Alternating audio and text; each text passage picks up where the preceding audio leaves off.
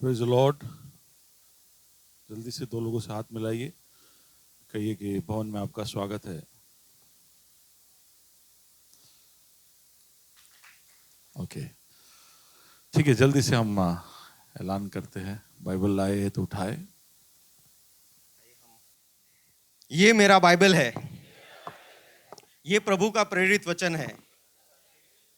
ये जीवित है, ये प्रबल है, ये चोखे धार से काटता है, ये गहराई तक छेदता है, ये मेरी भावनाओं को परखता है, ये मेरे विचारों को जांचता है। ये उपदेश के लिए, समझाने के लिए, सुधारने के लिए, शिक्षा के लिए लाभदायक है। ये मेरे वार का हथियार है, ये मेरे बचाव का रहस्य है। ये मेरे पांव के लिए दीपक है, ये मेरी राह के लिए उजियाला है। इसने दिखाया कि मैं क्या था, ये याद कराता है कि मैं क्या हूँ, ये बताता है कि मैं क्या बनूंगा। इसकी ताजगी के लिए मैं तत्पर हूँ, इसके छुटकारे के लिए मैं बेताब हूँ। मैं इसे सुनने के लिए तैयार हूँ। हमारा खुदावन हमेशा हमेशा हमेशा हमेशा महिमा पाए, फजल और इत्मीनान हम पाए। आमीन। Thank you Christopher. एक बहुत ही अनोखे इतिहास के एक बहुत ही अनोखे समय में हमें, अगर आपको इस बात का अंदाज़ा हो तो मैं समझता हूँ कि बहुत बढ़िया है। अगर आपको इस बात का अंदाज़ा नहीं है तो आज जाकर एक और बार सारी सुर्खियाँ एक और बार देख लेना। बहुत ही अनोखे समय में हम आ चुके हैं। और जिस तरह से पिछले हफ्ते मैंने कहा था कि जो युद्ध का माहौल है, मैंने कहा था कि इस तरफ बढ़ रहा है कि पक्का दो तरह के क्या कहते हैं, दो भाग बन जाएंगे। दो तरह के ओपिनियन रखने वाले लोग इस संसार में हो ही जाएंगे। तो इजराइल का युद्ध अब चल रहा है हमास के विरोध में, और फिर अब जो गाजा के ऊपर अटैक कर रहे हैं। अगर ये सब आपने सुना है, ये शब्द गाजा सुना है? कितने लोगों ने गाजा सुना? ओके, चलो, नहीं सुना था लेकिन एक हफ्ते में सबने सुन लिया गाजा क्या है, क्या हो रहा है। आप सुन रहे हो, देख रहे हो। और पहले 2-3 दिन तो इजराइल का अटैक जस्टिफाइड लग रहा था कि भाई ठीक है, तुम पे हमला हुआ तो तुम बदले में हमला कर रहे हो। पर अब वो इतना हमला कर रहे हैं कि ऐसा लग रहा है कि अब कुछ ज़्यादा ही हो रहा है। और हम सब भी दुविधा में है कि क्या करें, किसके लिए प्रार्थना करें।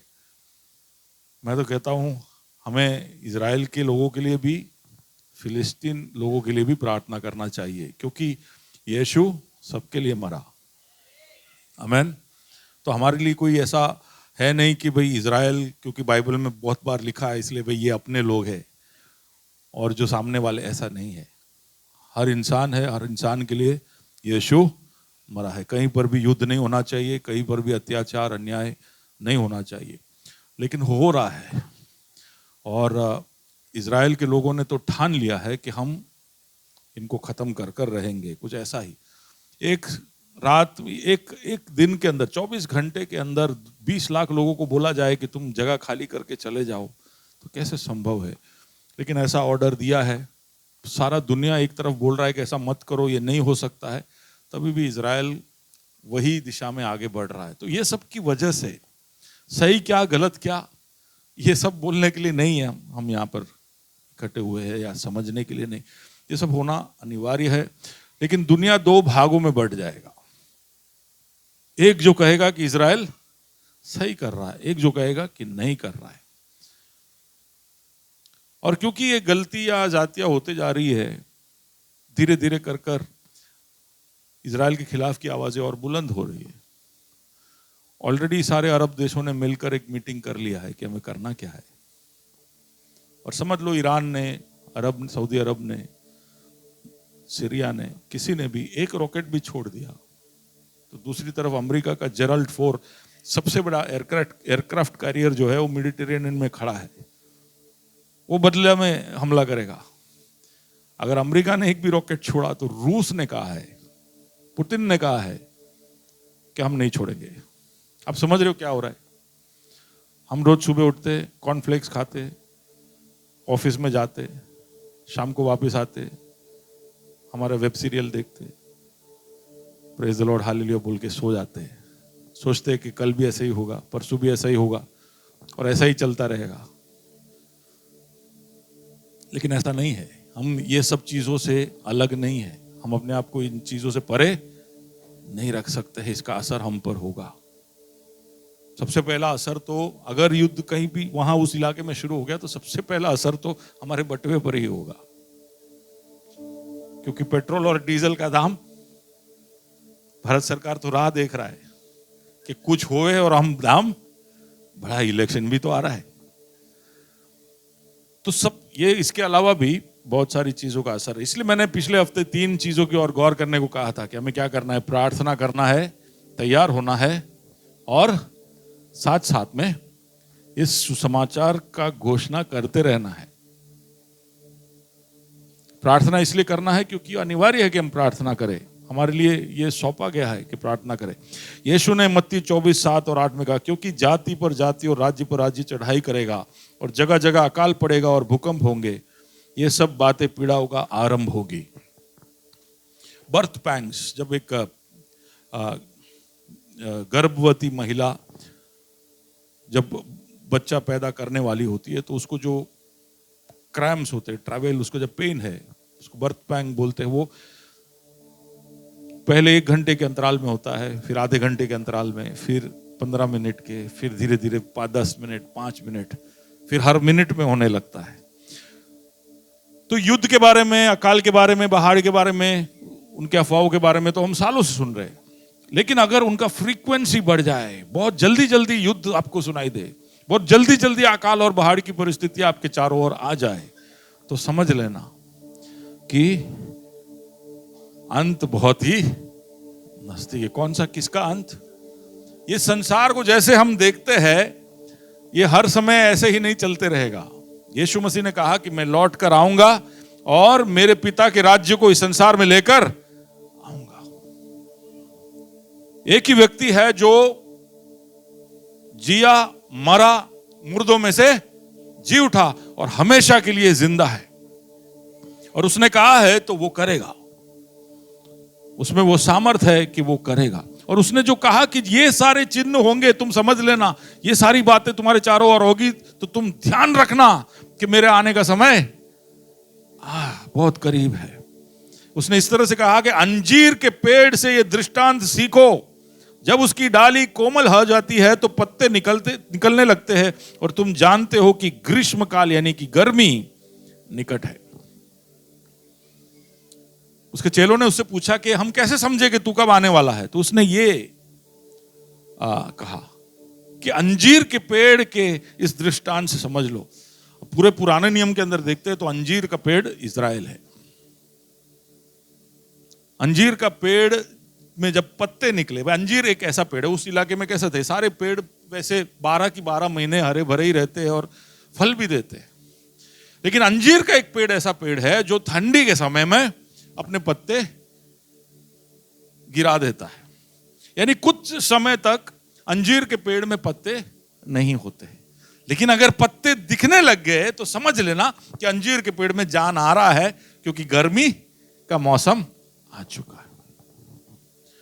और इज़राइल एक ऐसा अंजीर का पेड़ है जो पिछले 2000 सालों तक इतिहास में और इस पृथ्वी के ऊपर उसका अस्तित्व नहीं था, लेकिन 1948 में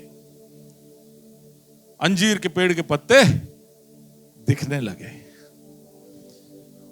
यानी गर्मी या ग्रीष्म काल पास है। यानी यीशु कह रहा था कि तुम समझ लेना कि इज़राइल अगर वर्ल्ड के मैप पे लौट कर आए तो तुम समझ लेना कि अंत बहुत ही नजदीक। अब ये हुआ 1948 में।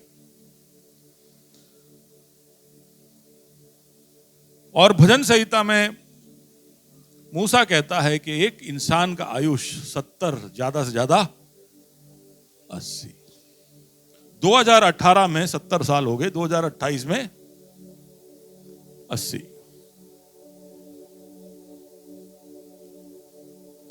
ये मैं इसलिए बता रहा हूं क्योंकि यीशु ने कहा कि जो पीढ़ी देखेगा कि अंजीर के पेड़ में दृष्टांत, अंजीर के पेड़ में पत्ते आ चुके हैं, वो पीढ़ी जो है खत्म नहीं होगा, उससे पहले मेरा आना हो जाएगा। अब समझ पा रहे हो मैं क्या कह रहा हूं? जिस पीढ़ी ने इजराइल को वापस आते देखा, उस पीढ़ी के जाने से पहले अंत आ जाएगा। अब मैं कोई डेट नहीं दे रहा हूं, तो आप लोग सब ऐसा मत सोचना कि चलो 5 साल बाकी है, ऐसा मत सोचना। ये आज हो सकता है, या आज रात को हो सकता है, ये 2 साल बाद हो सकता है। ये सब हम सिर्फ अंदाजा लगा सकते हैं और फिर हम प्रार्थना कर सकते हैं, तैयारी कर सकते हैं। और एक और काम जो मैंने पिछले हफ्ते याद दिलाया कि हम सुसमाचार के घोषक बने रहे, क्योंकि हमारा उत्तरदायित्व है। प्रार्थना हम दुनिया के लिए करें, तैयारी हम खुद के लिए करें, और प्रचार हम हमारे अड़ोस पड़ोस, हमारे मित्र दोस्त, हमारे सहकर्मी सबके लिए करें। क्योंकि अगर यीशु आ गया तो सबके कहानी में फुल स्टॉप लगेगा और फिर न्याय के सामना सबको करना पड़ेगा। तो उससे पहले हमारे प्यारे हैं, हमारे पड़ोसी, हम जिसको चाहते हैं कि वो मसीह को जाने, उनको बताने की कोशिश करो। सबसे बड़ा कोशिश यह रहेगा हमारी जिंदगी के द्वारा, हमारी जिंदगी के गवाहियों के द्वारा, कहानियों के द्वारा हम यीशु के बारे में उनको बताएं। मैंने बताया किस तरह से जकरिया की कहानी से हम उस सुसमाचार के चेहरे बन जाते हैं। We are the face of the gospel. सुसमाचार दूसरों तक पहुंचना चाहता है, लेकिन सुसमाचार हमेशा किसी न किसी का चेहरा लेता है। लेकिन हमारा चेहरा देने से पहले हम तरह तरह के एक्सक्यूजेस देते, तरह तरह के बहाने देते कि क्यों मैं सुसमाचार नहीं सुना सकता हूं। लेकिन हमें विश्वास करना चाहिए कि भले हमारी परिस्थिति कैसी भी हो, हमारी प्रार्थना प्रभु सुन रहा हो या ना सुन रहा हो, वो प्रार्थनाएं जरूर सुनता है। इसलिए प्रार्थनाएं, जकरिया के जीवन से हमने देखा कि वो मध्यस्थता जारी रखता है। उसके जीवन में भले बंजर उसकी हालत हो, लेकिन वो दूसरों के लिए प्रार्थना कर रहा था, और दूसरों के लिए जब वो प्रार्थना करता था तो प्रभु उसकी सुनता था। तो इसलिए हमें ये जो काम है वो जारी रखना चाहिए। हमें बिना अविश्वास के, बिना शर्म के इस सुसमाचार की घोषणा करनी चाहिए। उस लूका के सुसमाचार के अंदर ही आगे बढ़ते हैं तो एक और व्यक्ति के बारे में हम पढ़ते हैं। ये भी एक बुजुर्ग है, वृद्ध व्यक्ति है, और उसकी कहानी लूका रचित सुसमाचार उसके 2 अध्याय के अंदर हम देखते हैं। दूसरे अध्याय के 22 से 35 तक जब हम पढ़ते हैं तो इस व्यक्ति की कहानी हम देख सकते हैं। Can we read that or should I read that? Okay, let me see if I can read that.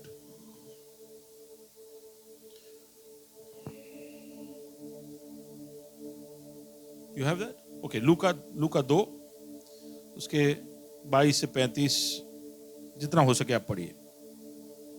Check. जब मूसा की व्यवस्था के अनुसार उसके शुद्ध होने के दिन पूरे हुए तो वे उसे यरूशलेम में ले गए कि प्रभु के सामने लाए, जैसा कि प्रभु की व्यवस्था में लिखा है, हर एक पहला प्रभु के लिए पवित्र ठहरेगा। अब यीशु मसीह के बारे में बता रहे, मरियम के शुद्ध होने के समय हो गया, शुद्धिकरण का समय पूरा हो गया, तो अब वो यीशु को लेके, जो पहलौटा है उसको लेके मंदिर में आ रहे, क्योंकि उसको प्रभु के सामने प्रस्तुत करना है। ओके। और प्रभु की व्यवस्था के वचन के अनुसार पंडुकों का एक जोड़ा या कबूतर के 2 बच्चे लाकर बलिदान करे। यरूशलेम में शमौन नामक एक मनुष्य था और वह मनुष्य धर्मी और भक्त था। अब ये व्यक्ति है जिसके बारे में हम बोलने जा रहे हैं, शमौन नाम का व्यक्ति जो धर्मी और भक्त था और इजराइल की शांति की बाट जोता रहा था। हाँ। और पवित्र आत्मा उस पर था। राइट। और पवित्र आत्मा द्वारा उस पर प्रकट हुआ था कि जब तक वह प्रभु के मसीह को देख ना लेगा तब तक मृत्यु को ना देखेगा। वह आत्मा के सिखाने से मंदिर में आया, और जब माता पिता उस बालक यीशु को भीतर लाए कि उसके लिए व्यवस्था की रीति के अनुसार करे, तो उसने उसे अपनी गोद में लिया और परमेश्वर का धन्यवाद करके कहा, हे स्वामी, अब तू अपने दास को अपने वचन के अनुसार शांति से विदा करता है, क्योंकि मेरी आंखों ने तेरे उद्धार को देख लिया है, जिसे तूने सब देशों के लोगों के सामने तैयार किया है, कि वह अन्य जातियों को प्रकाश देने के लिए ज्योति और तेरे निज लोग इज़राइल की महिमा हो। उसका पिता और उसकी माता इन बातों से जो उसके विषय में कही जाती थी आश्चर्य करते थे। तब शमौन ने उनको आशीष देकर उसकी माता मरियम से कहा, देख, वह तो इज़राइल में बहुतों के गिरने और उठने के लिए और एक ऐसा चिन्ह होने के लिए ठहराया गया है, जिसके विरोध में बातें कही जाएगी, वरन तेरा प्राण भी तलवार से वार पर छिद जाएगा। इससे बहुत हृदयों के विचार प्रकट होंगे। Okay, thank you. एक और वृद्ध व्यक्ति जिसके विषय में कहा गया है कि एक धर्मी और भक्त व्यक्ति है, और इसका भी जीवन देखो तो ना वो शास्त्री है, ना वो पुरोहित है, ना उसके बारे में हमें कुछ ज्ञान है। इसको लोग जानते थे ऐसा भी नहीं पता है। पिछले हफ्ते भी हमने ऐसे ही एक व्यक्ति की कहानी सुनी, जकरिया, जो शायद एक बहुत साधारण सा व्यक्ति था, जिसके लाइफ में कुछ खास कहने के लिए नहीं था। यानी उसका मतलब क्या है? उसका मतलब यह है कि आप जिंदगी में कुछ करो, कुछ बड़ा कर कर अपने आप को कुछ साबित करो या ना करो, आप बहुत नाम कमाओ या ना कमाओ, आप बहुत पैसे या मिलकत इकट्ठा करो या ना करो, आप बहुत सफलता प्राप्त करो या ना करो, लोग आपको जाने या ना जाने, आपकी जिंदगी का सारांश अगर यह है कि आपने एक अच्छे विवेक के साथ, एक अच्छे ज़मीर के साथ अपने जिंदगी को बिताया है, आपने भक्ति को रखा है, आपने धर्म का पालन किया है, तो ये दुनिया आपको कोई भी तरह का वजन दे या ना दे, ध्यान दे या ना दे, स्वर्ग आपको देखता है। आमेन, हालेलुया। यहां पर बैठे हुए लोगों को, कई लोगों को दर्द होता होगा कि यार अपने कौन है, यार अपने को कोई देखता नहीं, अपने को कोई जानता नहीं, हम तो कितने छोटू है। हाँ, किसी को प्रचार करते देखकर, किसी को गाता देखकर, किसी को कुछ अच्छा करता देखकर आपके मन में होता होगा कि यार काश मैं ये कर सकता, काश लोग मुझे देखते। पर ये सबसे बढ़कर हमारी इच्छा ये होनी चाहिए कि स्वर्ग मुझे देख रहा है या नहीं। और सिमोन ने कभी चिंता नहीं की कि वो इज़राइल में कोई बड़े नाम वाला व्यक्ति नहीं था, उसने अपने अंतरात्मा को सही रखा और इसलिए स्वर्ग ने उसकी ओर देखा, और स्वर्ग ने उस व्यक्ति को एक खास वादा दिया कि मैं तुझे मेरा फेवर, मैं तुझे एक खास भलाई दिखाऊंगा। जब तक तू जिस विषय के लिए प्रार्थना कर रहा है, जिस चीजों की तू राह देख रहा है, जब तक तू उसे ना देखेगा तब तक तू मरेगा नहीं। You will not die till you see the Savior. अभी मैं बता रहा हूं, पूरा इज़राइल राह देख रहा था। 400 साल से तो 500 साल से तो उन्होंने अपने राज्य को खो दिया था। पहले असूर, उसके बाद बेबीलोन, फिर पर्शिया, उसके बाद ग्रीक, उसके बाद रोमन्स, अभी रोमियो का राज चल रहा था। 500 साल अलग अलग लोगों की गुलामी में उन्होंने बिता दी थी और उनकी हालत बहुत बदतर थी, और इसलिए वो निरंतर प्रार्थना करते रहते थे, क्योंकि उन्होंने पढ़ा है कि दाऊद का एक संतान आएगा जो तुम्हें आजाद करेगा। तो वो प्रतीक्षा कर रहे थे, वो राह देख रहे थे कि ऐसा एक मसीहा आए, ऐसा एक हीरो आए जो उन्हें बचाएगा। लेकिन उस दिन सुबह जब मंदिर में उसको लाया गया, महायाजक भी वहां पर होंगे, याजक, शास्त्री, कई सारे पंडित, बहुत सारे लोग जिन्होंने प्रतीक्षाएं की, प्रार्थना की, उपवास किया, सब वहां थे। लेकिन उनके प्रार्थना के उत्तर को उस आलय में आते देखकर कोई भी उसको पहचान नहीं पाया। केवल एक ही व्यक्ति था जिसने अपनी प्रार्थना को उत्तर को देखा। बहुत सारे लोगों ने उस पैकेज को आइडेंटिफाई नहीं किया। हमारे भी जीवन में कई बार प्रार्थनाओं का उत्तर पहुंचता है तो हम उसको पहचान नहीं पाते हैं। क्यों? क्योंकि हमारे मनों में एक पूर्व धारणा है कि मैंने जो चीजें मांगी है वो फलाना फलाना तरीके से मेरे जीवन में आनी चाहिए, तभी मैं समझूंगा कि मेरे प्रार्थना का उत्तर मिला है। पर कई बार प्रभु दूसरे पैकेज में भेजता है। हम सोचते हैं ऐसा पैक करके नहीं देता है। समझ रहे हो? आप मांग रहे हो कोई खास तरह की नौकरी, लेकिन प्रभु कुछ उससे दूसरे कुछ तरह से पैक करके आपके जीवन में भेज रहा है, तो आप नकार देते हो। आप आपके जीवन साथी के में ऐसा कुछ ढूंढ रहे हो, आप आपके जीवन के हर निर्णय में कुछ ऐसी अपेक्षाएं रखते हो जिसके विरुद्ध में कई बार आपके सामने विकल्प आते हैं, और कई बार हम उसको देखते तक नहीं है क्योंकि हमने ऐसा सोचा ही नहीं। लेकिन आप एक बात समझिए कि प्रभु जब उत्तर भेजता है तो वो आप जैसे मांगो वैसे के वैसे वो दे जरूरी नहीं है। उन्होंने सोचा था कि मसीहा आएगा शायद सफेद घोड़े पे, हाथ में तलवार लेकर, और ये चिल्लाते आएगा, रोमियो को भगाने के लिए आएगा, और ऐसा कुछ छोटा बच्चा बन के आएगा, ऐसा तो शायद पता नहीं उन्होंने सोचा कैसे, कहीं से एलिया आया ऐसा अचानक से आ जाएगा। पर एक छोटे पैकेट में आया तो उन्होंने उनको पहचाना ही नहीं। लेकिन सिमियोन ने पहचान लिया। अब सिमियोन ने कैसे पहचाना? इसलिए नहीं कि वो भक्त था, इसलिए नहीं कि वो धर्मी था, हमने उसके बारे में पढ़ा। मैं उसकी और आपका गौर, आपका ध्यान लेकर जाना चाहता हूं। Okay, verse number 27, if you can read that.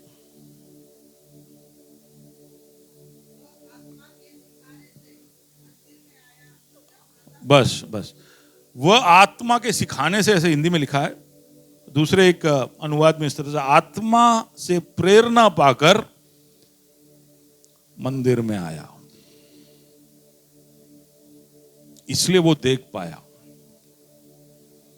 आपके वादों का जवाब कई बार प्राप्त करने के लिए एक और चीज की आपको जरूरत होगी। खाली विश्वास, प्रार्थना तो कर लिया, कहीं ना कहीं विश्वास भी है। प्रार्थना इसलिए करना जरूरी है क्योंकि आपको उत्तर चाहिए। विश्वास इसलिए जरूरी है क्योंकि विश्वास नहीं होगा तो प्रभु को आप प्रसन्न नहीं कर सकते। तो प्रार्थना आपने कर लिया, विश्वास आपने दिखा लिया, लेकिन ये प्रार्थना का उत्तर कब आएगा वो आपको कैसे पता चलेगा? आपने जिस चीज को मांगा है उसका उत्तर आपके पास कब आ रहा है वो आपको कैसे पता चलेगा? इसलिए आपको एक और चीज करना है, वो है कि आपको खुद को ट्यून करना है, और पवित्र आत्मा जो समय का पहचान आपको करवाएगा उससे आपको प्रेरणा प्राप्त करना। शिमोन एक वृद्ध व्यक्ति था, वो अपने मौत की राह देख रहा था। उसको पवित्र आत्मा ने कहा था कि तू नहीं मरेगा, तू मसीहा को देखने के बाद ही मरेगा, और इसलिए वो राह देख रहा था कि जल्दी से, जो पहले ही मसीहा को हाथ में उठाते ही वो पहले क्या बोलता है? सबसे पहला शब्द क्या है उसका? कि अब तू तेरे दास को उठा ले। आप समझ पा रहे हो उसका मनोदशा कैसा है? वो थक गया है, शारीरिक रूप से थक गया है।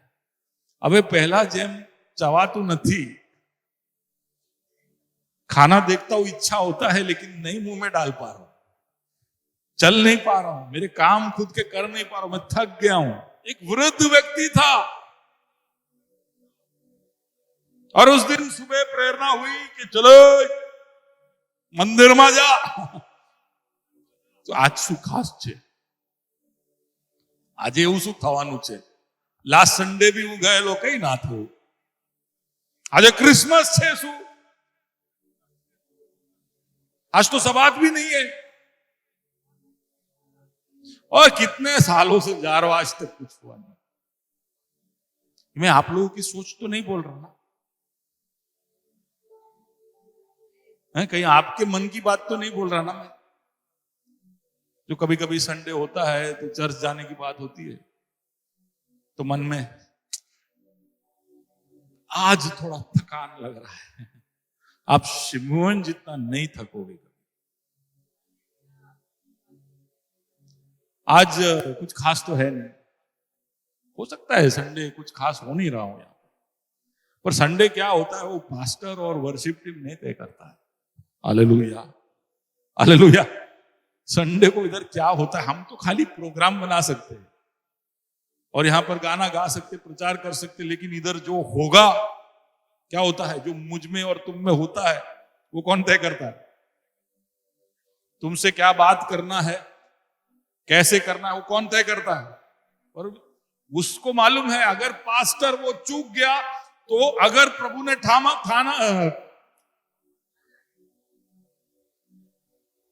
शब्द ही नहीं मिल रहा, ठाना है, थाना पहुंच गया। प्रभु ने ठाना है कि आज इसको ये बात सुनाना है और पास्टर नहीं बोला, वर्शिप लीडर नहीं बोला, तो इधर से जाने से पहले कोई ना कोई वो तुमको बोल देगा।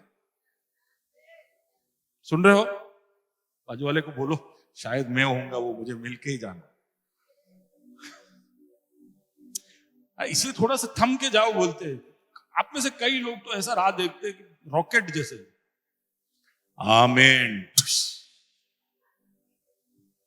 भागने की तैयारी में, पता नहीं क्या क्या क्या करने वाले हो अभी जाके। वो लोग राह देख रहे कि आप जाएंगे फिर टॉस करेंगे। हाँ, मारे जाऊ पड़ से, अरे रुको, मिलो। यहां पर सिर्फ आप लोग नहीं आए हो, यहां प्रभु की उपस्थिति भी है। आमीन बोले तो ऐसा पवित्र आत्मा आमीन बोल दिया, चलो हो जाऊँ, bye, see you next week.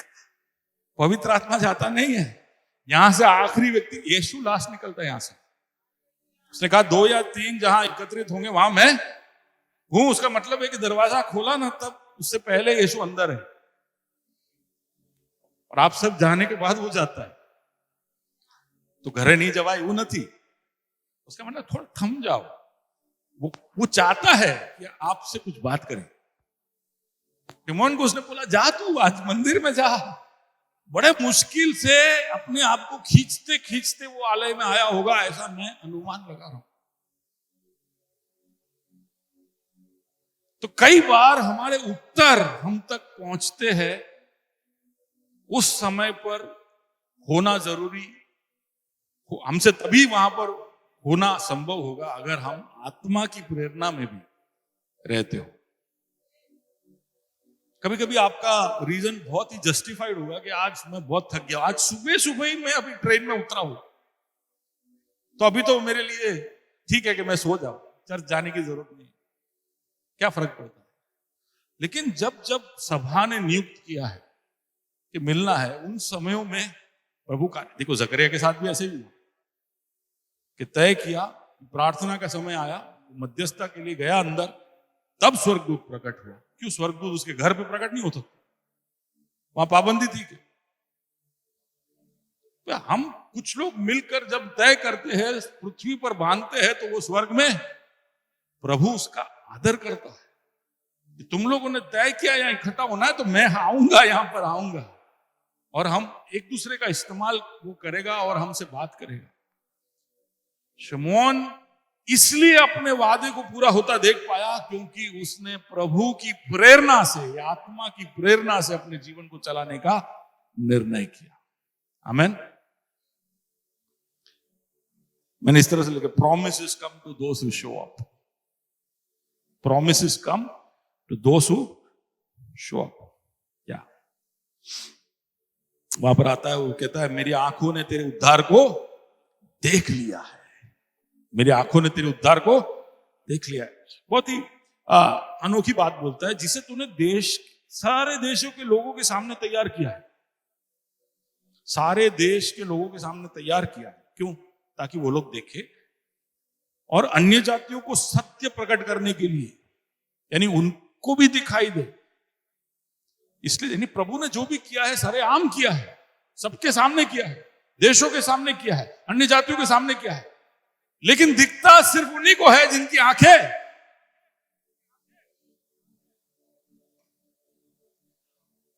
हम समझ जाए और मैं अभी उनसे बात कर रहा हूं जो कई सारी प्रभु की बातों को सुनकर समझ ही नहीं पाते कि ये क्या बकवास कर रही है, क्या बोल रहे हैं, मुझे समझ में क्यों नहीं आ रहा है। यहाँ पे लोग चिल्ला रहे हैं, हालेलुया बोल रहे हैं, लेकिन मुझे समझ में नहीं आ रहा है। वो इसलिए समझ में नहीं आ रहा है कि जब इंसान ने पाप किया तो वो आत्मिक रूप से जब मरा तो आत्मिक रूप से वो बहरा भी हो गया, गूंगा भी हो गया और अंधा भी हो गया। आत्मिक रूप से वो अंधा भी हो गया, उसको नहीं दिखाई देता है बहुत सारी चीजें, उसको नहीं सुनाई देता है बहुत सारी चीजें, वो नहीं देख पाता है ये पूरे सृष्टि को देख कर के ऐसा एक महान परमेश्वर है, सामर्थी परमेश्वर है जिसने इतने अनोखे इस सृष्टि को बनाया है। वो देखता है, उसके फोटो लेता है, फोटो बार बार निहारता है, लेकिन उस फोटो के पीछे एक परमेश्वर है जिसने इसको सृष्टि किया, वो नहीं देख पाता क्योंकि उसकी आंखें बंद है।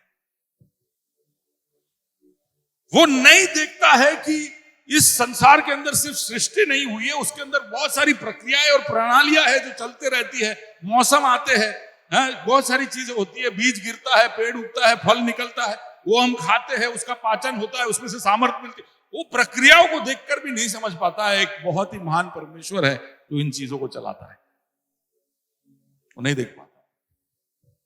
उल्टा वो ऐसा बोलता है कि ईश्वर है ही, वो नहीं देख पाता है कि उसके ही अधिक्रम या उसके ही पापों की वजह से उसका न्याय हो सकता है। वो न्याय प्रणाली को देखकर भी नहीं समझता है कि भी हमने न्याय प्रणाली क्यों बनाया, क्योंकि कहीं ना कहीं न्याय प्रणाली ये सृष्टि का एक भाग है, तो सृष्टिकर्ता भी न्याय करेगा। वो नहीं समझ पाता, वो नहीं देख पाता कि ऐसा एक ईश्वर होगा जो उसका न्याय करेगा। वो अंधा हो जाता है, गुस्से में अंधा हो जाता है, लोभ में अंधा हो जाता है, लालसा में अंधा हो जाता है, बदले में अंधा हो जाता है, ईर्ष्या में अंधा हो जाता है, अपने अहंकार में अंधा हो जाता है और तरह तरह के काम करते रहता है। वो अपने अंदर की कमी घटियों को पहचान ही नहीं पाता। वो नैतिक तरीके से पूरी तरह से भ्रष्ट हो चुका है, ऐसा वो जानता ही नहीं। वो अंधा है, वो नहीं जानता है, वो नहीं देखता है। वो सोचता है कि वो जो भी कर रहा है वो सही है, और अगर कुछ सही करना भी होगा तो मैं उसको कर लूंगा। मैं कुछ अच्छे काम कर कर, कुछ दान कर कर, कुछ लोगों का मदद कर कर मैं प्रभु के अच्छे पुस्तक में अपना नाम लिखवा लूंगा। वो नहीं देख पाता है। लेकिन जिस दिन पवित्र आत्मा उसके दिल में कार्य करता है, उस दिन वो देखना शुरू करता है। आप में से सब लोग को मैं ऐसा विश्वास करता हूं कि प्रभु ने छुआ है, इसलिए आप देख पा रहे हो कि मेरी असलियत क्या है। मैं इस तरह से जीते रहा तो मेरा क्या होगा, मुझे बदलना चाहिए।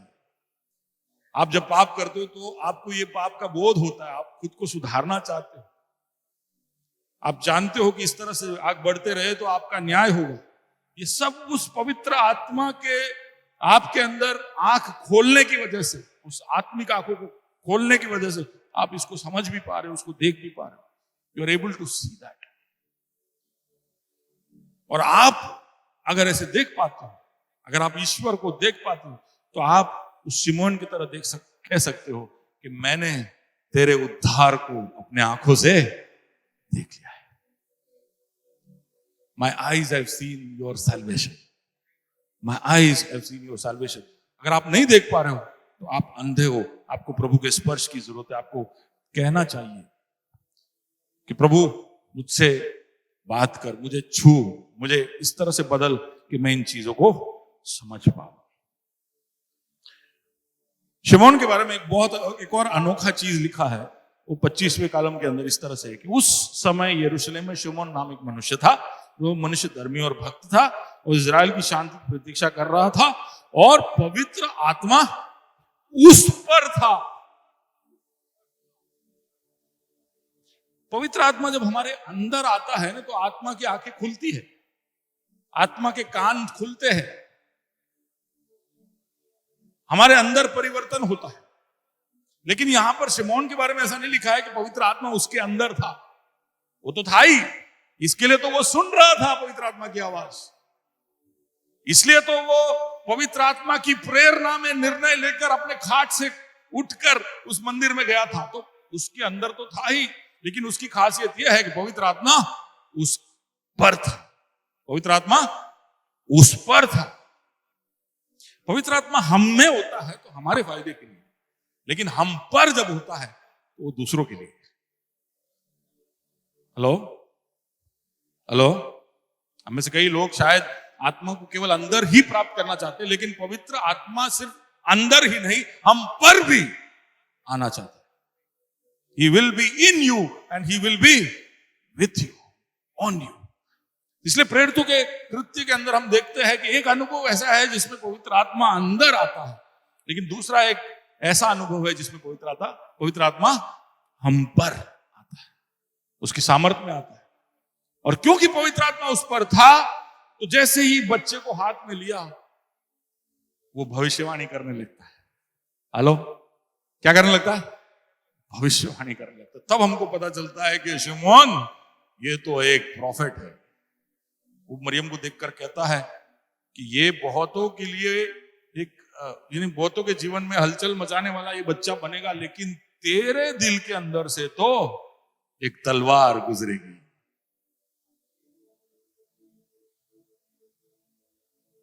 जब क्रूस पर चढ़ाया गया तो मरियम की क्या हालत हुई। बचाने आया था संसार को, लेकिन मां को एक बहुत बड़ा दाम चुकाना पड़ा। क्रूस के बारे में भविष्यवाणी कर गया वो बुढ़ा सिमेओन, जो हाथ मुंह धोकर स्पीड में तैयार होकर मंदिर में आया था बच्चे को उठाकर, हालेलुया, भविष्यवाणी करता है। वो इसलिए कि वो पवित्र आत्मा से भरपूर था और पवित्र आत्मा उस पर था। पवित्र आत्मा हम पर जब आता है तो वो दूसरों के फायदे के लिए होता है। पवित्र आत्मा हम में होता है तो हम चीजों को अलग तरीके से देखते हैं, लेकिन पवित्र आत्मा हम पर होता है तो लोग हमें अलग तरीके से देखते हैं। आमेन। अगर आप गॉस्पेल के चेहरे हो, if you are the face of the gospel, you want to be different, पवित्र आत्मा केवल अंदर ही नहीं आपके ऊपर भी होना जरूरी है। उसका हाथ आपके ऊपर होना जरूरी है। आपके अंदर जब वो होता है तो आपको वो प्रभु के हित में चलाता है। आपके द्वारा और आपके लिए जो वादे हैं उसकी दिशा में वो आपको बढ़ाता है। लेकिन पवित्र आत्मा आप पर जब होगा तो प्रभु की महिमा के लिए आपको बढ़ाता है। आमेन। तो ये एक अनुभव जहां पर हमारी आंखें खुल जाती है, ये बहुत ही जरूरी है। इसलिए आज का मेरा शीर्षक वो है, आइज दैट सी। पहले दिन था डल ऑफ हियरिंग, पिछले हफ्ते था फेस ऑफ द गॉस्पेल। ठीक है, कान, चेहरा, आज हम आ गए आंखों पे। और ये सारी कोशिशें इसलिए हो रही है, we need to strengthen what remains, जो बाकी है उसको दृढ़ करना है। तो हम एक एक कर कर देख रहे, हमारे कानों में कोई तकलीफ है, हम थोड़ा बहुत सुन पा रहे हैं, तो कैसे इसको तेज करें। हम अपने आप को जिस तरह से प्रस्तुत कर रहे हैं उसमें कोई कमजोरी है तो हम अपने आप को मजबूत करें, स्ट्रेंथन व्हाट रिमेन्स। अगर हमारे देखने में कमजोरी है तब उसको मजबूत करें। We are trying to look at eyes. Okay, तो प्रभु के सैल्वेशन को, उद्धार को देखने के लिए आंखों का खुलना जरूरी है। आंखें खुल जाने के बाद भी बार बार धुंधला जाती है। आपने प्रभु के उद्धार को तो देख लिया, उद्धार तो पा लिया, लेकिन फिर भी जब हम जिंदगी में आगे बढ़ते हैं तो बार बार धुंधलापन आ जाता है। सरदीस की कलीसिया के साथ हुआ ऐसा। हम कहने के लिए तो जिंदा है, लेकिन हम मरे हुए हैं। कहने के लिए तो हम बहुत कुछ कर रहे, दिखा रहे, जोर से गा रहे, लेकिन सच में हमारी परिस्थिति क्या उस एक जिंदा व्यक्ति के जैसे है या नहीं। इसलिए सरदीस को कहता है, मैं तेरे कामों को जानता हूं कि जीवित तो कहलाता है पर है मरा हुआ। कई बार धुंधलापन क्रोध और लाचारी की वजह से आता है। क्रोध और लाचारी, आप धुंधले हो जाते हैं। तो एक पुराने नियम से एक कहानी लेकर मैं उसको समझाना चाहता हूं। उत्पत्ति का पुस्तक, उसमें हम जब जाएंगे 21वें कलम में, वर्स 14 से 21, वहां पर एक कहानी है हाजिरा, इंग्लिश में हागार। इब्राहिम और सारा को बच्चे नहीं हो रहे थे। बहुत समय तक सारा ने राह देखा, फिर उसने अपने नौकरानी को इब्राहिम के सामने प्रस्तुत किया। हम 4-5 हजार साल पहले की बातें कर रहे हैं, ठीक है ना। अभी हम पोस्ट इंडिपेंडेंस इंडिया में, तो ये सब अभी नहीं होता है। तब उस समय में जब बंजारे थे तो उसको हाजिरा के सामने प्रस्तुत किया। हाजिरा के द्वारा उसको एक बेटा होता है, उसका नाम है इश्माइल।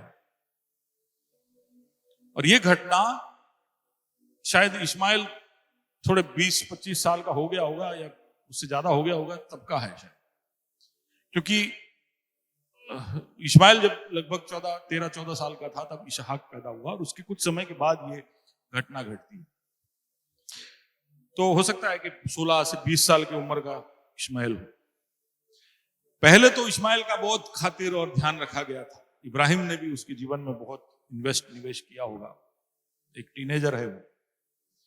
लेकिन जैसे ही इसहाक आता है, सारा धीरे धीरे कर उसे लगने लगता है कि इश्माइल और हाजिरा जोर कर रहे हैं, ये तो वाचा का बेटा है, वो तो गुलाम का बेटा है, तो वाचा के बेटे के ऊपर वो हावी हो जाएगा, तो तुम इसको घर से निकालो। एक फैमिली प्रॉब्लम हो जाता है।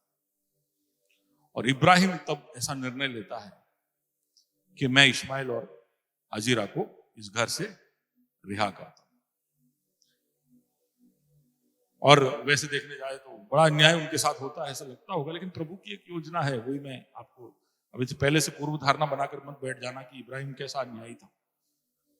लेकिन जो भी होना था प्रभु की योजना में हुआ। हाजिरा और इश्माइल घर से निकल गए। उनके हाथ में केवल एक बोतल पानी का है। उस समय के रेगिस्तान की ओर निकल गए। कुछ समय के अंदर पानी खत्म हो गया। प्यास से ये दोनों बहुत ज्यादा परेशान हो गए। और इश्माइल, मैं कहानी का सारांश आपको बता रहा हूं, रेगिस्तान में है। इश्माइल मरने पर, अब किसी भी वक्त वो मर सकता है, ऐसे एक समय पर पहुंच चुका है। तो हाजिरा उसको वहां पर लेटा देती है, क्योंकि उससे देखा नहीं जा रहा कि उसका बेटा मर रहा है। वहां ऐसा लिखा है कि हाजिरा थोड़े दूर पर जाती है, जैसे कि एक तीर जितनी दूर जा सके उतने दूर जाकर वो बैठ जाती है। और तीर के बारे में इसलिए लिखा है शायद उसके पास तीर हो, मुझे पता नहीं। और वो राह देखती है, वहां रोती है, राह देखती है कि वो मर जाए और उसके बाद वो भी मर जाए। और वो रोते रहती है कि हमारी क्या हालत हो गई। और उस समय पर वहां पर उसको एक आवाज सुनाई देता है कि प्रभु ने उस बालक के रोने की आवाज को सुन लिया है। ओके, अब हो बाइबल में जब कुछ लिखा जाए तो बड़ा गौर से आप पढ़ना उसको कि क्यों ऐसा लिखा है। मैं भी पहले चौंक गया कि भाई वो तो मर रहा है, रो तो मार रही है, मार हो रही है ना। तो वहां पर आवाज इस तरह से आता है कि मां के पास आकर बोला जा रहा है कि भाई प्रार्थना किसी और की सुनी गई है। We have heard the cry of the lad। और प्रभु उसको बचाना चाहता है। और वहां पर ऐसे लिखा है कि तब हाजिरा की आंखें खुली। ओके, तब हाजिरा की आंखें खुली और उसने देखा कि पास में ही एक झील है। और उस झील में से उसने पानी लेकर इश्माइल को पिलाया। अब चमत्कारी रूप से वहां पर झील प्रकट हुआ ऐसा मैं विश्वास नहीं करता हूं, लेकिन उस समय में, उस पीड़ा में, उस गुस्से में और उस बेबसी और लाचारी के अंदर अपने बेटे को मरते देखते हुए शायद हाजिरा अंधी हो गई। हम होते हैं ऐसे, कभी कभी गुस्से में अंधे हो जाते हैं। गुस्से में अंधे हुए आप? हाँ, देखा नहीं क्या था, मार दिया, पटक दिया, फिर देखा कि अरे क्या हो गया। जब कई बार हम इस तरह जज्बाती हो जाते हैं, क्रोध से भरपूर हो जाते हैं, तो कई बार हमें कुछ चीजें, कौन सामने खड़ा है, कौन सुन रहा है, कुछ नहीं मालूम, बस तुम गूंगे बहरे सब हो जाते, गूंगे नहीं होते, सॉरी, अंधे बहरे, खाली अपना बोलना एकदम फुल स्पीड में चल रहा होता है। लेकिन मैं आपका ध्यान इस तरफ केंद्रित करना चाह रहा था कि जब उस क्रोध में वो अंधी हो गई थी और वो राह देख रही थी कि उसका बेटा मर जाए, तो उसे देखा नहीं जा रहा था, उस बीच में प्रभु आकर वहां पर कहता है कि मैंने तेरे बेटे की आवाज को सुना है, क्योंकि मेरी तेरे बेटे के लिए एक योजना है। हेलो हेलो, देखो एक बात मैं आप सबको बताना चाहता हूं कि हमारी दौड़, एक बार शादी हो गया, हमारे बच्चे हो गए, जितने माँ बाप है सुनिए, एक बार बच्चे हो गए उसके बाद हमारी दौड़ शुरू हो जाती है कि भाई अपना तो जो हुआ वो सो हुआ, वो तो चला गया, लेकिन अब हमारे बच्चों के लिए एक फ्यूचर, एक सुपर फ्यूचर सिक्योर करना है, और उसकी कोशिश में हम लग जाते हैं, और उसके लिए हम बड़ा दाम भी चुका देते हैं। कई बार इसलिए भाई बच्चों का ट्यूशन है, बच्चों का पढ़ाई है, बच्चों का ये चल रहा है, बच्चों का ये एक्टिविटी है, बच्चों के स्कूल में ये प्रोग्राम है, इसकी वजह से हम प्रभु को साइडलाइन कर देते, प्रभु की योजनाओं को साइडलाइन कर देते, और ऐसे सोचने लगते हैं जैसे कि बच्चों का पूरा सेटलमेंट अपने ऊपर ही है, अपने नहीं कुछ करेंगे तो गए बच्चे। हेलो, अपन कुछ करना पड़ेगा। इस्माइल की कहानी के द्वारा प्रभु हमको बताता है कि I have a plan for that land. आपके बच्चे की तरफ देखो और कहो कि यहोवा का तेरे लिए एक योजना है। आमीन। अपनी बीवी को देखकर कहो कि अपने बच्चे के लिए यहोवा को एक प्लान है। हम तो बहुत प्लान कर रहे हैं, लेकिन हमारे से भी बढ़िया एक प्लान किसी का। हम कभी भी ऐसा ना सोचने लगे कि हमारे बच्चों की सुरक्षा, उनके फ्यूचर का पूरा रिस्पॉन्सिबिलिटी हम पर ही है। आप करिए, आप प्रावधान करिए, आप उनके सेटलमेंट के लिए आपसे जो होता है करिए, लेकिन God has a plan for your child. God has a plan for your child, never forget that. उसको ओवर पावर कर उसको सरकमवेंट कर उसको बाईपास कर आप एक प्लान बनाओगे। मैं समझता हूं कि हाजिरा ने ऐसे प्लान बना दिए थे। इब्राहिम के घर पे बैठकर वो प्लान बना चुकी थी कि मेरा बेटा बड़ा है, क्या मिलकत है, 318 पहलवान ये घर के अंदर है, हजारों की संख्या में भेड़ बकरियां है, मेरा बेटे का फ्यूचर सुरक्षित है। उसने सोचा था कि मैं इसहाक को दबा दूंगी, सोचा होगा, इसलिए तो सारा पूरी तरह से बौखला गई थी। उसने बहुत योजनाएं बनाई थी, लेकिन उसके जीवन को ऐसा पटका, बोला कि तेरी योजनाएं नहीं, मेरी योजना चलेगी। आमीन।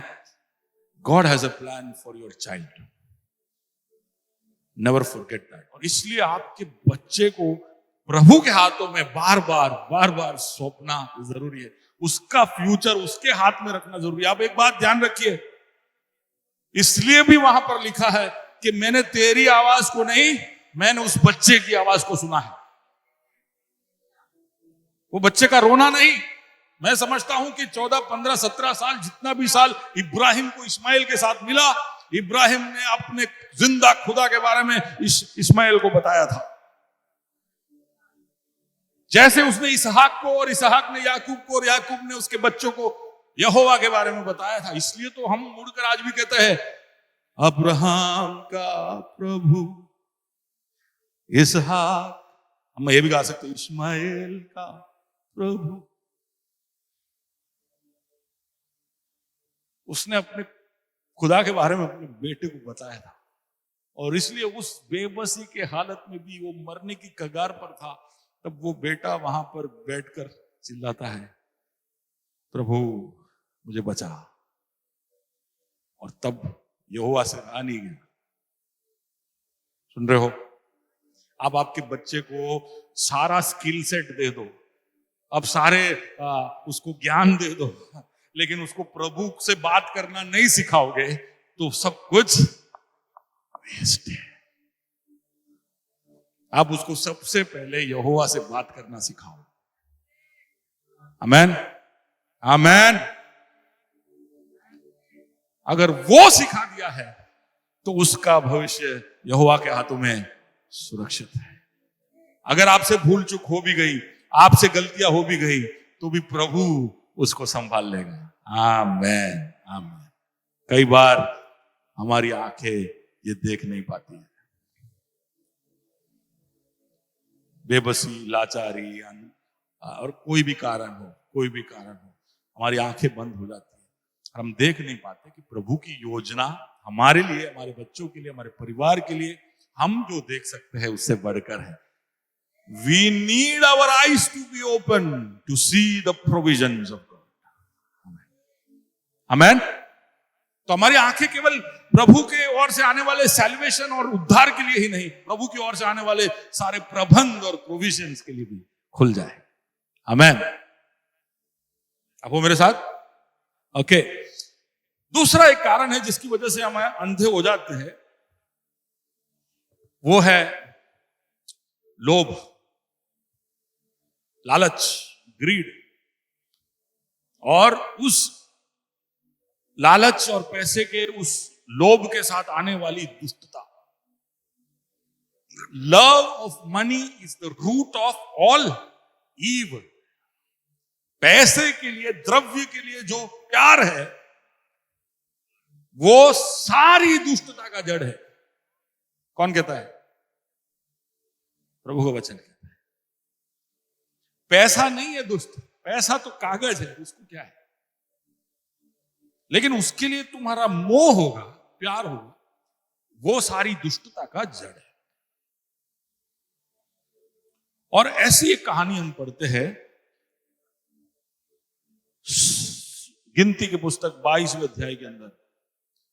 एक प्रबोधक है जिसका नाम है, या भविष्यवक्ता है जिसका नाम है बिलियाम। अब इसकी कहानी में थोड़ा सा जल्दी से बताता हूं। What's the time? ओके, है बहुत समय। इसकी कहानी मैं सुनाता हूं कि बालाक नाम का जो राजा था, मोआब देश का राजा, वो उसको बुलाता है, बिलियाम के विषय में सुनता है, उसको कहता है कि तू जरा आ जा मेरे पास और एक काम कर। तो मैं समझता हूं फ्रीलांसर था, तो उसको बुलाया होगा कि तू आ जा, मैं तुझे थोड़े पैसे दूंगा। तुझे करना क्या है? तुझे इस्राएल के ऊपर श्राप बोलना है। तो उसने पहले पूछा होगा कितना आपसे, पर फिर भी नकद सुनने के बाद थोड़ा डर लगा, तो प्रभु के सामने गया। प्रभु आ लोग આવ્યા છે, जाऊं कि नहीं जाऊं? तो प्रभु बोलता हो कि आ गांडो છે कि आखू जॉब प्रोफाइल बताई छताएं पूछे છે कि भाई जाऊं कि ना जाऊं। तुमको बताया क्या करना है, तुमको श्राप देना है इजराइल को, थोड़ी उसके लिए जवाए, उसके लिए थोड़ी जवाए। प्रभु बोले नहीं जाना है। बाहर गया होगा तो बालाक के लोगों ने बोला होगा कि सारू चलो हमें 100% रेस आपीशु, प्लीज તમે આવી જાઓ રાજા પાસે, અમે ખાલી હાથ नहीं જઈ सके, हम खाली हाथ नहीं जा पाएंगे। तो एकदम से वहां स्तब्ध हो गया होगा, वापस कमरे में गया। लॉर्ड, ऑफर तो अच्छा है,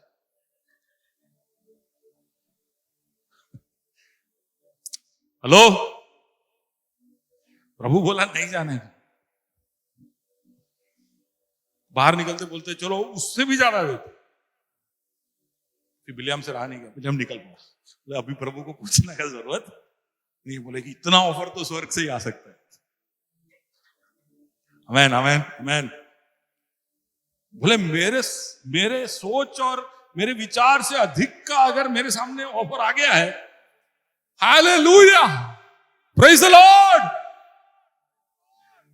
हम प्रभु से मांग रहे थे 10 लाख, हमें मिल गए 50 lakh, hallelujah, thank you Lord, उस दुष्ट राजा के लिए जिसने ये, तूने दुष्टों के हाथ से हमारा आशीष कराने का निर्णय किया है, हालेलुया, प्रेज द लॉर्ड। निकल पड़ा, अपने गधे पे बैठ के निकल पड़ा। थोड़े दूर के बाद गधा जो है यू टर्न मार, सीधा जाने के बोले यू टर्न मार, खुले मैदान में, ऐसा लिखा है वहां पे, आप पढ़ोगे तो लिखा है it was an open field, खुला मैदान था तो गधे ने यू टर्न मारा। विलियम ने भी छोड़ा नहीं, can you close that door please,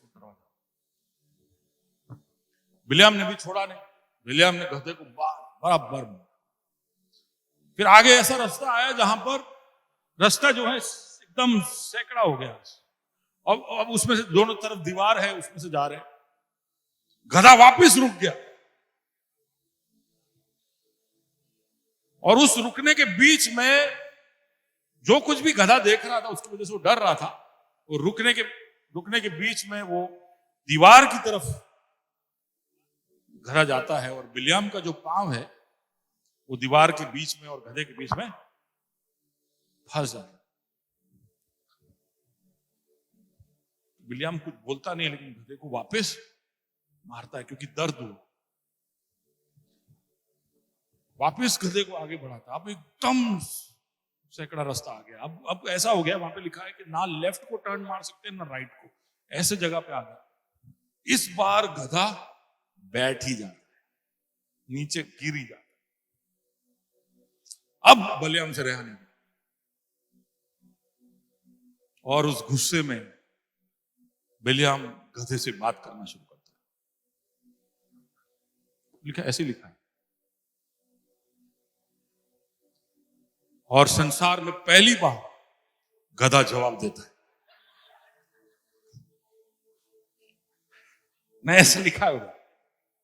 अब दोनों हिब्रू बोल रहे थे कि दोनों डोंकी बोल रहे थे, वो मुझे नहीं मालूम, लेकिन वहां पर वार्तालाप होता है, दोनों के बीच में बातें होती। बोलता है कि समझता क्या है तुम, मैं बोलता है ऐसा करता नहीं है, कर उसको मारता है। बोलता है कि क्यों मालिक मेरे को मार रहा है, मैंने आज तक तेरे लिए सब कुछ तो किया है। वो अपना दर्द व्यक्त करता है, और तब वहां लिखा है विलियम की आंखें खुल गई, और उसने देखा कि एक स्वर्गदूत तलवार लेकर सामने खड़ा है। Hello, we need open eyes to see the salvation of the Lord, we need open eyes to see the provisions of the Lord, we need open eyes to see the direction of the Lord.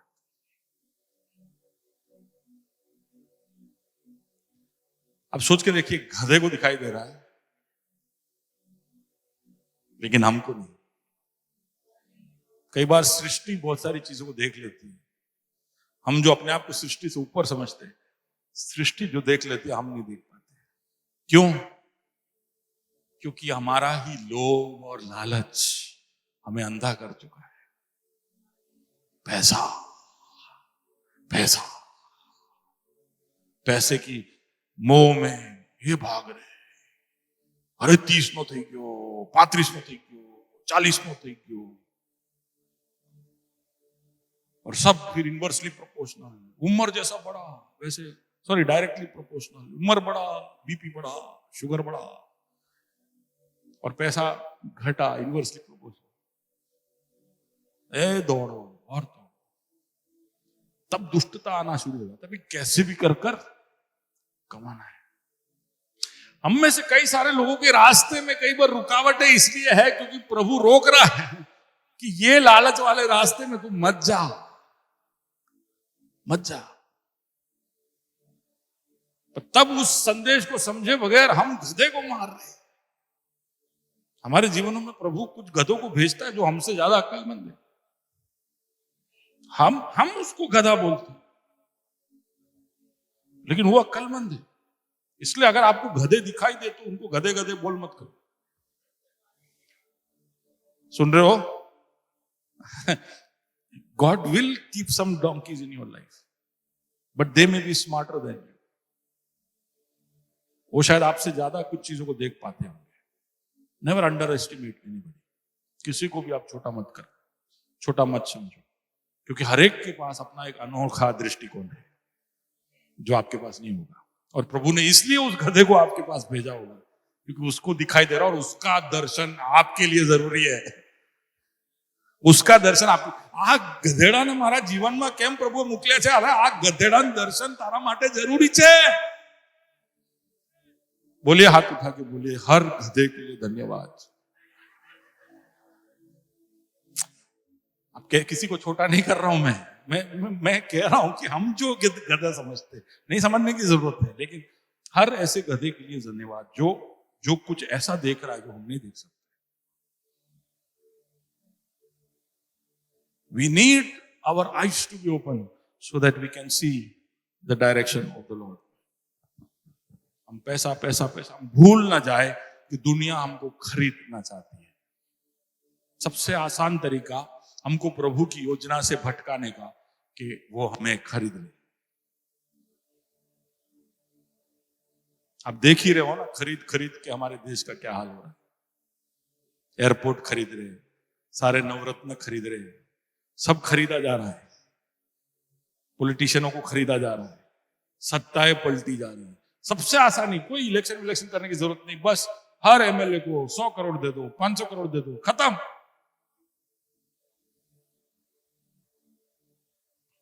ऐसे ही दुनिया, देखिए ये नीति किसका है आप समझ में आ रहा है ना आपको, एक खरीदने वाला। World wants to buy you, Satan wants to buy you, Satan wants to buy you. और इसलिए वो ऐसे नोट फेंकेगा।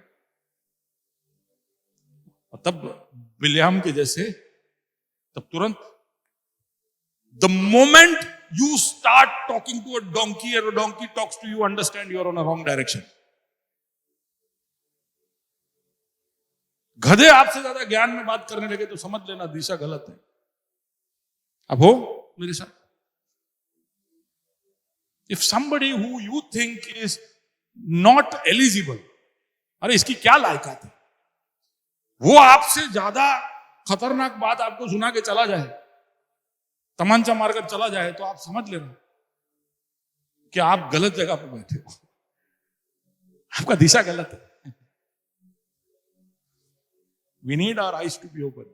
देखिए, this is all done by the Holy Spirit, okay? पवित्र आत्मा का काम है आंखों को खोलना। We saying open the eyes of my heart. पौलुस कहता है कि तेरे दिल की आंखें ज्योतिर्मय हो। Let the eyes of your heart be enlightened. क्यों? क्योंकि बार बार ये धुंधलापन आता है, लालच, गुस्सा, हताशा, दुष्टता, भय। कई बार अंधापन आता है भय की वजह से। इसके लिए हम जाएंगे दूसरे राजा, 2 किंग्स 6 अध्याय, जो उसके 8 से 23 में ये कहानी है। ये सब रिकॉर्ड करने के लिए ताकि आप बाद में पढ़ सकूं, मैं सिर्फ सारांश यहां पर बताऊंगा। हुआ यूं कि सीरिया का राजा जो है, आज भी जो सीरिया है उस समय भी था, उस सीरिया का राजा जो है वो इजराइल के ऊपर हमला करना चाहता था। तो वो पूरा योजना बनाता था, एम्बुश। एम्बुश को क्या हिंदी में बोलते मुझे पता नहीं, जैसे शिवाजी करते थे, एम्बुश करते थे, है ना, ठीक उसी तरह एम्बुश करना चाहते। सीरिया ने प्लान बनाया, लेकिन हर बार सीरिया ऐसा प्लान बनाता कि आज इजराइल का सेना यहां से जा रहा है, हम उस पर हमला करेंगे। तो इजराइल में एक भविष्यवक्ता था जिसका नाम था एलीशा। एलीशा को सीरिया के राजा के महल में जो बातें होती थी, पवित्र आत्मा उसको बताता था, और एलीशा जाके इजराइल को राजा को बोलता था, ये रास्ते पे मत जाना क्योंकि यहां पर तुझ पर हमला होने वाला है। तो एक बार ऐसा हुआ, इजराइल बच गया, तो सीरिया वाले वापस अपने राज्य में गए, वापस प्लान बनाया, अभी इस बार अपने इस तरफ से हमला करेंगे। जैसे ही ये निर्णय लेते, एलीशा को पता चलता है, एलीशा जाके इजराइल के राजा को बोलता है, इजराइल का राजा प्लान चेंज करता है, इजराइल दूसरी बार बच गया। अब 2 बार बच गया तो सीरिया का राजा परेशान हो गया, बोले मुझे बताओ कि हम में से कौन है जो भेदी है।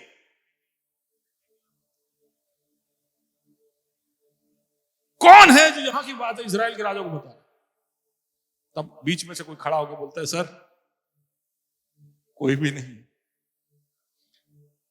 लेकिन इजराइल में एक भविष्यवक्ता है। आप आपके कमरे में जो बोलते हो ना, उसको आवाज सुनाई देता है। हेलो, बाजू वाले को बोलिए, क्या अद्भुत टेक्नोलॉजी है। हेलो,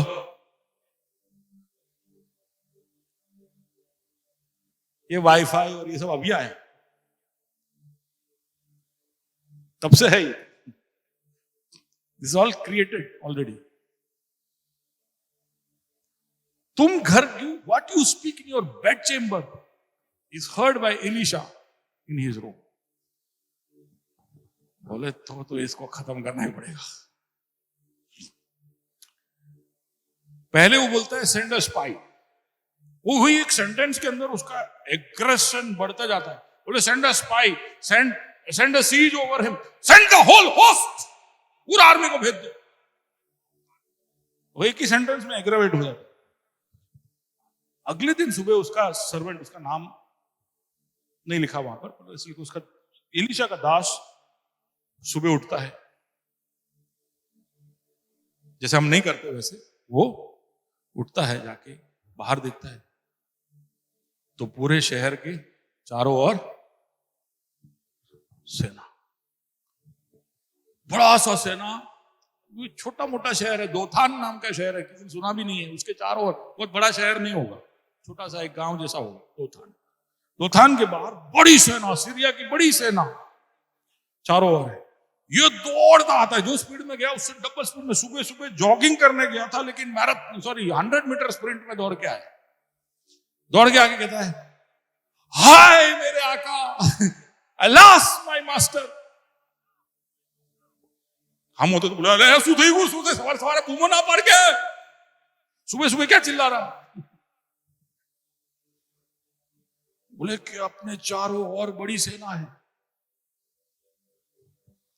एलिशा बोलता, ले बूस्ट तैयार कर, पी ले। बैठ जाता, डोंट बी अफ्रेड। हेलो, क्या बोला? डरो मत, बैठ जाओ।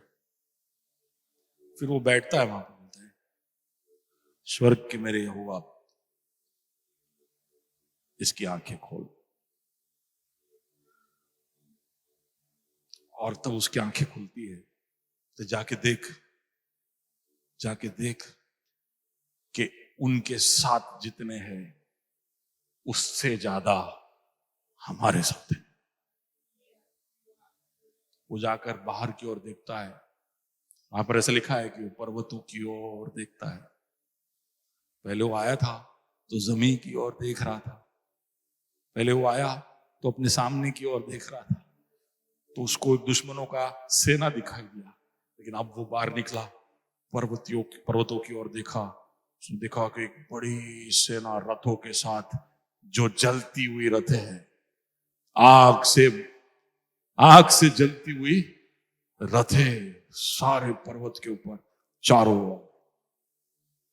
हेलो, रथ होते तो समझ जाते, लेकिन जलती हुई रथें थी तो आप समझ सकते हो कि क्या था। क्या था? स्वर्ग की सेना थी। हेलो, स्वर्ग की सेना थी।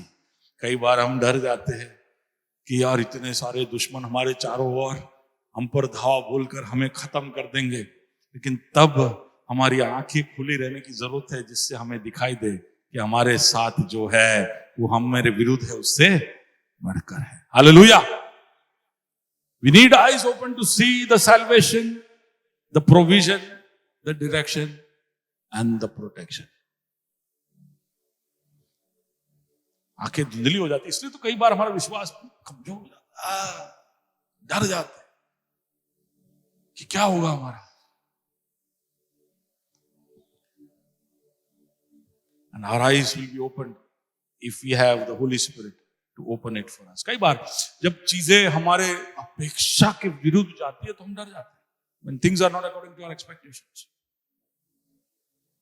जब चीजें हमारे तैयारी से अलग होती है तब हम डर जाते हैं। जब हमें लगता है कि हमारी क्षमता से ज्यादा है जो हमारे विरुद्ध में आया है, हम डर जाते हैं। लेकिन भूले नहीं कि यहोवा की हमारे लिए एक योजना है, उसकी एक योजना है और उसकी हमारे लिए सुरक्षा भी है। इंसानों से तू वफादार, सुनता दिल की हर एक पुकार। इंसानों से तू वफादार, सुनता दिल की हर एक पुकार। बेहाली में रखता तू ध्यान, हालातों से तू शक्तिमान। एक और बार सच में आप दिल की गहराई में इसको उतारते हुए इन शब्दों को ना आपके दिल में ये छप जाए। With faith sing that. सच में आपके दिल में mean it when you sing it. इंसानों से तू वफादार, सुनता दिल की हर एक पुकार। बेहाली में रखता तू ध्यान, हालातों से तू शक्तिमान। जब तू मिली रिहाई,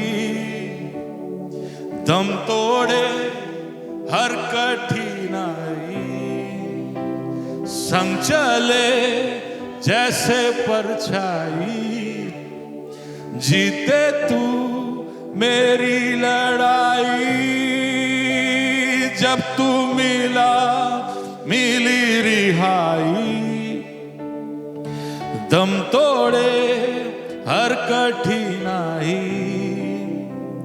संग चले जैसे परछाई, जीते तू मेरी लड़ाई। हमारे अनुमान और हमारी सोच से भी ज्यादा करीब हमारा खुदा हमारे साथ है। हमारी विश्वासयोग्यता से बढ़कर उसकी विश्वासयोग्यता हमारे तरफ है। हम वादे कर कर हम इधर उधर भटक जाते हैं, हम वादों से मुकर जाते हैं, लेकिन खुदा इंसान थोड़ी है। उसने कहा तो वो कर कर रहेगा। पर हम पाप और उसके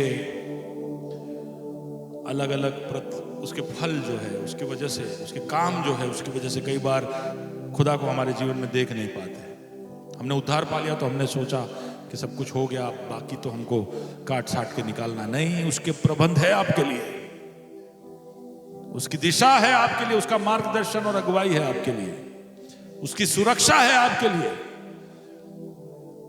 वो हमेशा आपके साथ है, कभी नहीं छोड़ेगा। पर केवल इतना ध्यान रखना है कि हम आत्मा के सिखाए पर चलते जाए। हमारे बारे में कहा जाए कि पवित्र आत्मा उस पर था, और आत्मा हमें किए गए जो वादे हैं उसको याद करा कर कहेगा कि जब तक ये वादे पूरे नहीं होंगे तेरे कहानी का दी एंड नहीं होगा।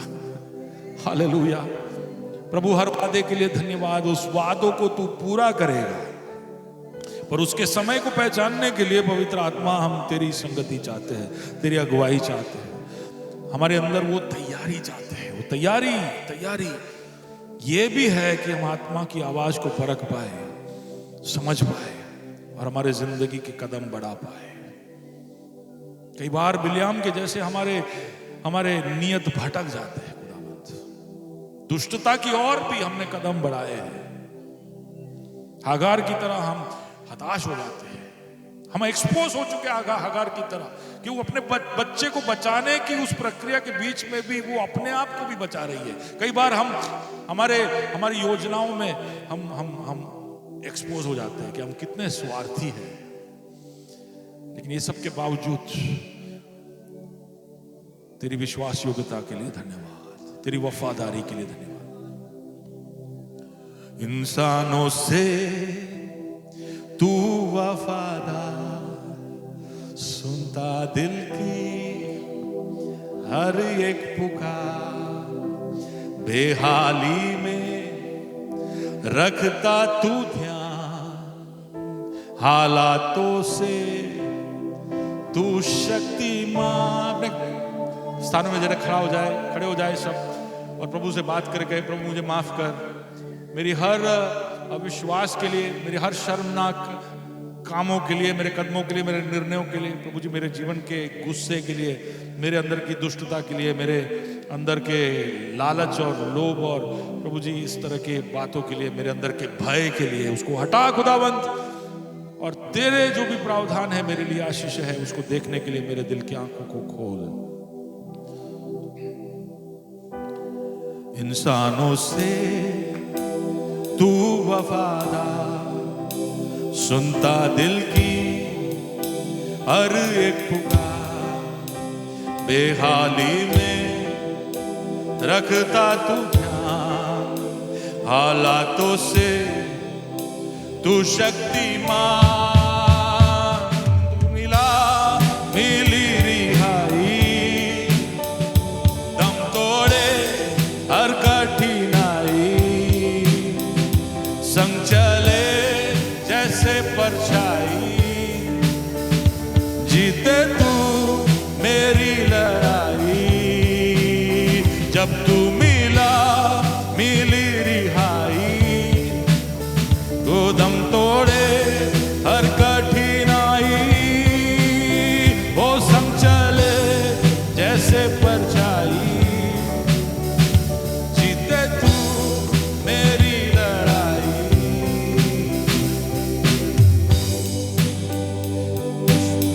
रोशनी बन के जीवन में आया, मेरी गुलामी से मुझको छुड़ाया, थोड़ा हर बंधन बेटा बनाया, अपना हर वादा तूने निभा। रोशनी रोशनी बन के जीवन में आया, मेरी गुलामी से मुझको छुड़ाया, थोड़ा हर बंधन बेटा बनाया, अपना हर वादा तूने निभाया।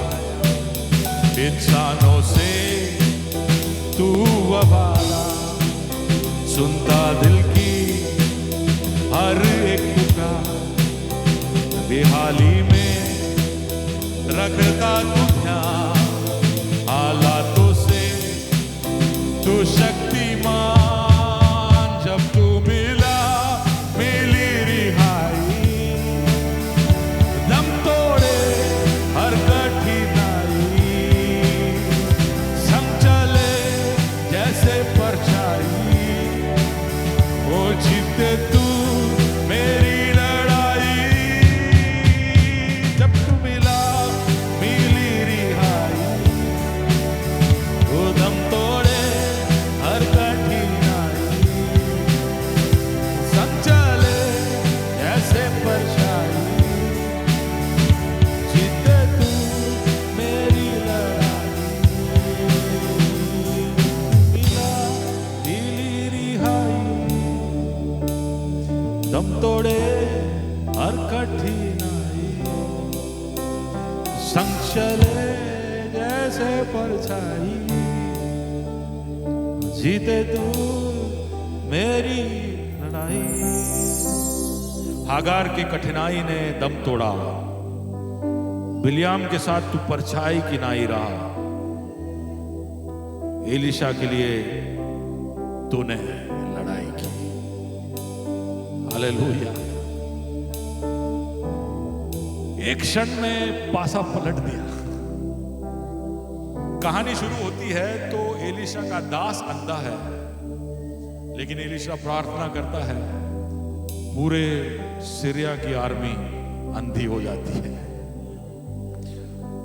पासा पलटने में प्रभु को ज्यादा समय नहीं लगता है। वो केवल देखना चाहता है कि तुम्हें उस पर भरोसा है या नहीं। तुम ऊंचाइयों में उसके साथ चलते हो, खाइयों में चलोगे या नहीं। तुम तुम्हारे जय के उत्सव में उसको पुकारते हो। अय्यूब की जैसे तुम्हारे कठिनाइयों में उसको याद करेगो या नहीं। हमारी आंखें खुलनी जरूरी है। We need our eyes to be open,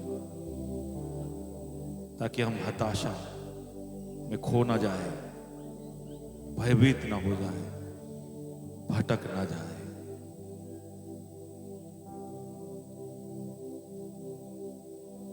इसलिए स्मरण कर कि तूने किस रीति से शिक्षा प्राप्त की और सुनी थी, और उसमें बना रहा और मन फिरा।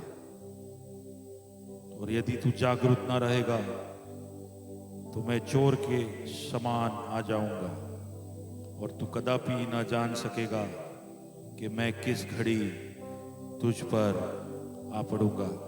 प्रकाशित वाक्य 3 और उसका 3।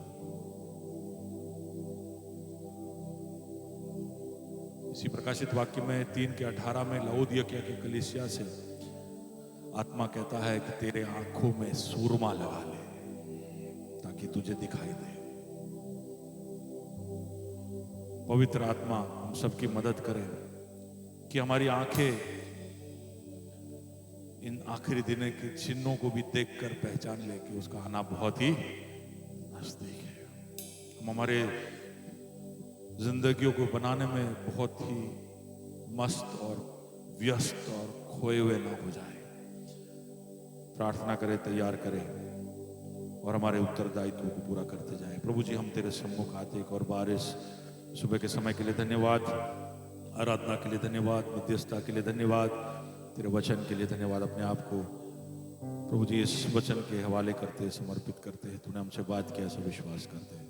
हमारे जीवनों में जहां कहीं भी जो कुछ भी सुधारना है, सुधारने के लिए हम सबकी तू मदद करना, महिमा तू प्राप्त करना। हमारी आंखों को तूने खोला है, इसलिए धन्यवाद। यीशु मसीह के नाम से।